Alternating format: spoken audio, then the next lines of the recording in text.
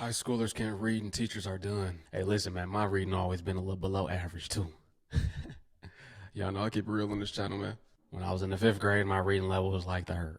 So who am I to talk? But family, you already know what to do. And if you're brand new too, thumbs up this video so YouTube can push this content out. Smash subscribe to join the tribe. And ring the post notification bell as well.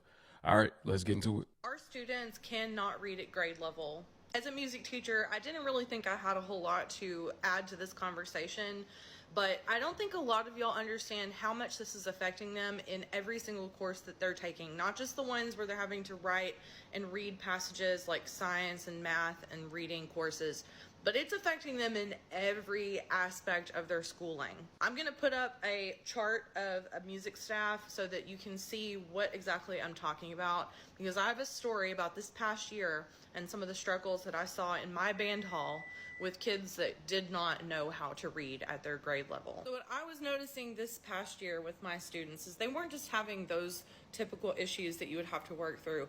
A lot of these kids would not even use alphabet symbols. They would be making up symbols. They would not even know how to write A, B, C, D, E, F, G on their piece of paper. Oh no, that's extreme. See, me, I passed every single grade, every single year with A's and B's. It's just it took me longer to read, so I might have to read the directions 2 or 3 times. I'll be the last one turning in my work, but I'm still getting it done. I still know how to do it correctly. They wouldn't know how to form those letters. They would also have issues not knowing alphabetical order in general. So if they knew how to write A, B, C, D, E, F, G, they couldn't answer to me what letter would come after C in the alphabet. D. And I would ask them things like that specifically. What comes after C in the alphabet? They couldn't answer it. And I'm not just talking 1 or 2 kids in the class. I'm talking closer to 50%. Oh no. And we're not also just talking about 6th graders. We're talking about 6th, 7th, and 8th graders. Kids that are about to go into high school.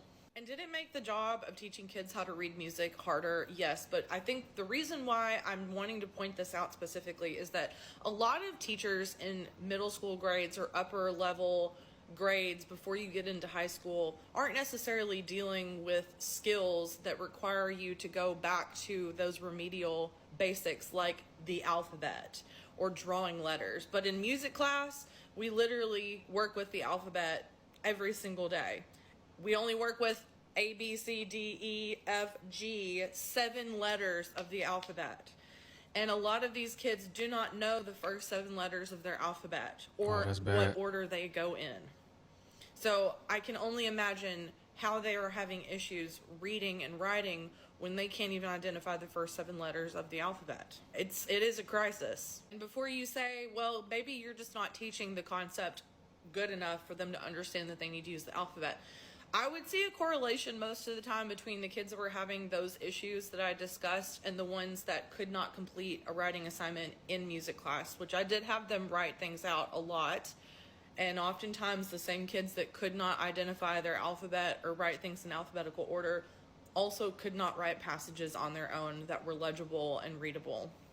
I know all last week, all over social media, you saw nothing but teachers talking about how elementary and middle school kids are reading 4 years below grade level. Well, as a high school teacher, I'm here to inform you that high school kids are doing way worse. They are reading 6 years below grade level. The only difference is a whole heap of these kids are going to graduate at the end of this school year. And we are expecting them to go to college and obtain jobs when they cannot even comprehend basic skills, which is why we probably see a problem with employers finding employees. There are literally high school kids reading on a 3rd grade reading level, and still states are expecting teachers to prepare kids and have them pass state tests that are on or above grade level. See, the issue is schools have dumbed it down for kids. They have made it so easy that kids believe that their only job is to show up and behave. And that should be enough to get a passing grade and to go on to the next grade level. We have a real issue here. And please do not talk to me about graduation rates, because Bugs Bunny could graduate in this era. Make it make sense. Okay. So they dumbed it down. Oh. I'm far detached from the school system. I ain't been to school in so long. But y'all watch my channel. Y'all know I have great comprehension.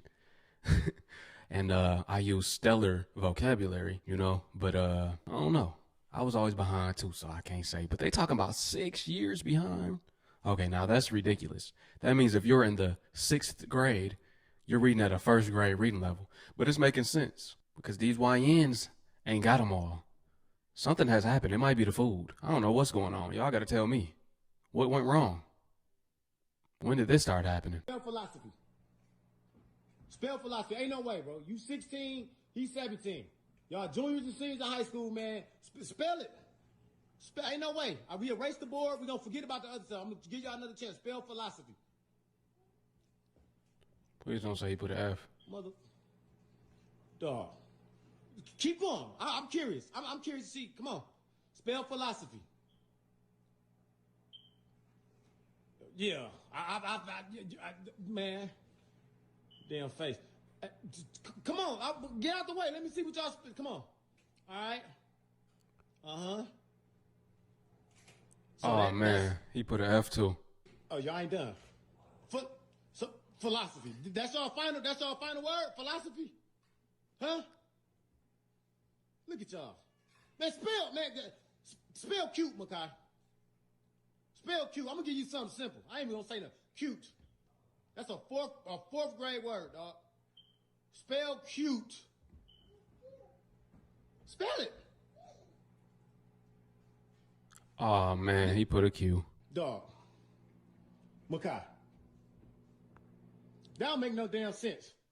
That don't make no. I don't know what school you going to when you graduate. I don't know what you going. Y'all going back in grades, boy. You going back to the 9th, 7th, 5th, 6th. You going backwards. Spell two. It's 3 different ways you can spell two. It's 3 different ways. Spell the first two, Maurice. Spell two. Nick, dog. Y'all serious? Spell the other two, Makai. Spell the other two.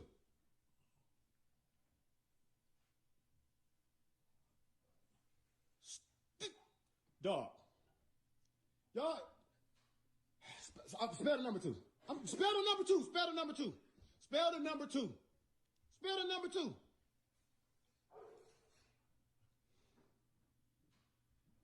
Get out the house. Go. Go. Get out. This got to be a joke. This got to be a joke. No way they putting the number 2 in place of the letter TWO. You got TWO, you got TO, and you got TOO. Just go, bro. There ain't no way. Philosophy 2, 22, cute. And y'all think y'all spelled this stuff right? Show ass like a man. You go, bro. Just go. Go ahead. Go. Take the board. Do something. Get out. So in today's example of your child cannot read, every year my final project is that students have to do a children's book about a topic that we've discussed this year. And I feel like if you can break something down enough that a 5, 6, 7-year-old knows it, then you understand the material. So today a student came to me and showed me his book, and it was on ecological succession because I'm a science teacher. But as I'm reading it, it's talking about money and like paying taxes and all this stuff. And I'm like, what does ecological succession mean to you? Because I think something's missing here. And he's like adamant. He's like, this is ecological succession. Yes, we talk about money. I've learned about money in here. Like, we talk about money all the time. And I'm like, in science? Child, you know what this boy was trying to say? Do you know what he Googled? He thought ecological succession was economical succession. He wrote a children's book about economical succession and taxes of the government. Did you know that in 2022, 67% of 4th graders scored below a proficiency level in reading? There are so many kids out there that are being passed along in the system that cannot read. See, this is where No Child Left Behind, when No Child Left Behind came in, I think that's where everything went wrong. When I went to school, no, you could fail. Now they just pass everybody. They don't want to leave nobody behind. But some kids need it. These numbers are rising. And this is why I say the school system fails you. This is why I say that it's a waste of time. We got the teachers giving up. Teachers are done. Teachers don't even make enough, but that's a whole different topic of discussion, right? The teacher's probably lazy. I mean, I don't even know. I'm so out of the loop. I don't know what happened, but clearly there's a problem. Clearly there's an issue. See, this is why when I had kids, I'm a homeschooler. I refuse to raise my kids around idiots. I'm sorry. You're going to learn something. It's going to come from the household. That's where your learning is supposed to come from in the first place. First, it starts at home. Reading is a part of everyday life. And the fact that we are failing these children says a lot about America's educational system. She said it. We are worried about the wrong things right now. We are focused on the wrong things right now. At this point, this is not solely a teacher problem. Parents need to take accountability. They need to help their kids. We are doing what we can with the time that we are given. So many people underestimate all of the things that teachers have to do. Yes, of course our job is to help your students, and we do that. By the end of 3rd grade, I'm no longer teaching those basic phonics skills. That's where you have to step in as a parent. What happened to Hooked on Phonics? Advocate for your kid. There are so many parents that don't know what they're capable of doing. Inform yourself. You have so many resources available to you. I wanted to just spend a moment and tell people why I left the system. You know, I'm a former English teacher. Oh my God. And a lot of my videos when I first started on TikTok talked about the school system and what was happening in the school system. So I made a decision to retire. And I have retired. I literally have left. I'm done, you know, and I'm gonna tell you why. It hurt me and it pained me to go into my classroom, present a book or present a text, and my kids didn't know the first thing about reading comprehension. My kids did not know the first thing about a literary discussion. My kids didn't know the first thing about a Socratic discussion. My kids didn't know the first thing about essential questions that are tied to the literature that we were reading. So I couldn't have a content-specific conversation with my kids because my kids didn't know content-specific vocabulary. And if you don't know the vocabulary attached to English, just like if you don't know it attached to math, you're not going to do well in that subject. So I left literally in tears because I knew that I was seeing the failing of the school system in the United States of America, because I knew going forward unless something happens, I would never be able to enjoy a literary conversation with my students because my students could not read. I was teaching kids that were 3 to 4 grade levels behind. None of them understood what I was saying. And this is every school. This is not just one school. This is every school that I worked at. They did not understand any literature. They didn't understand the vocabulary words attached to the literature, and they didn't understand the figurative language devices that were used and why they were used. They didn't have any understanding about the author. They didn't have any understanding why an author put a flashback or why this particular genre was allegory. They didn't understand any of those things. So for me to even be in a school system that perpetrated and fronted and pretended like, oh, well, you know, our kids are smart. No, they're not. They are smart, but they're not literary smart. She said, no, they're not. That's what I said. I mean, I refuse to raise my kids around kids that are not smart. You are who you hang around. You are a product of your environment. I mean, I didn't know it was this bad, though. It was bad back when I went to school, but now it's even worse. That's what the part that hurt me the most, knowing that moving forward, I would not be able to enjoy that unless I opened up my own school. Yeah. Or unless we got rid of these state standardized assessments that don't allow teachers to teach, but we only teach to the test, and that's why I left.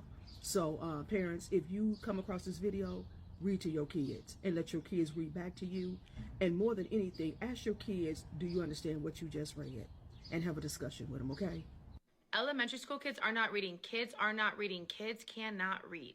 It doesn't matter if your child's at an A school or if your child's at a D school or if your child's at a charter school or a private school. I have seen kids at all areas, they all struggle.